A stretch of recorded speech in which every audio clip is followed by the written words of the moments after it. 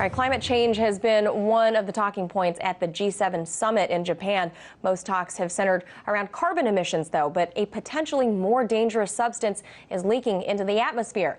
Methane is 100 times stronger at trapping heat in the atmosphere than carbon dioxide.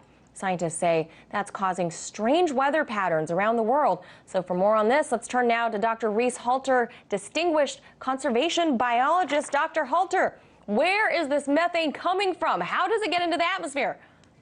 Oh my, welcome to a warming world, Manila, and it has been warming up to 16 degrees Fahrenheit in Alaska and Greenland and Siberia, and it's bleeding from the once permanently frozen soils that are now unthawing. As a result, we're seeing, for the month of April, it looks like a Christmas tree with red dots, the amount of fires around planet Earth. The fire near Fort McMurray in Alberta, the tar sands capital, is raging. It's 4 times bigger than the area of Los Angeles, 1.3 million acres.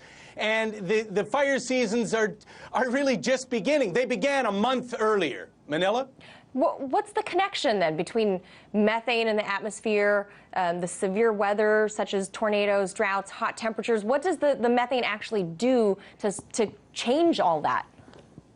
Right. Well, the methane makes the atmosphere warmer. A warmer atmosphere is more prone to thunderstorms with lightning as the ignition source, and a warmer atmosphere is drying up the northern forest, making them more prone to fire. And if that isn't bad enough, let's zip across the world to India, where 330 million people, the population of America, are currently in food and water insecurity, with some of the dams down to 1%, Manila, of water. And then if we zip down to Australia, we have whole climate regions moving south, where the city of Sydney, for the first 25 days in May, which is deep into their fall time, was 9 degrees warmer every day. Every capital city is warm. And it boils down to this. In November, we're either going to back the Democrats, who are weaning us away from these deadly fossil fuels that are driving the climate crisis,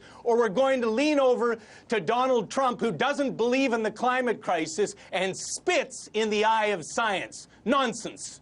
Wow, I was not expecting you to bring politics into this methane talk, but bravo, well done. How can this be stopped then? Or how can we slow it down? Or can we possibly even reverse it?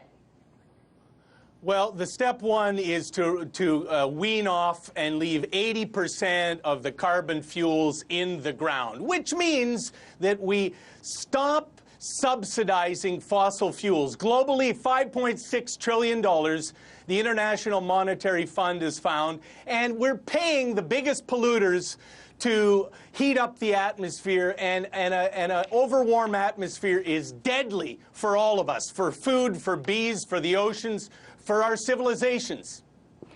Dr. Reese Halter, who needs Bill Nye the Science Guy? It's all about Dr. Reese Halter. Thank you so much, conservation biologist. Baby.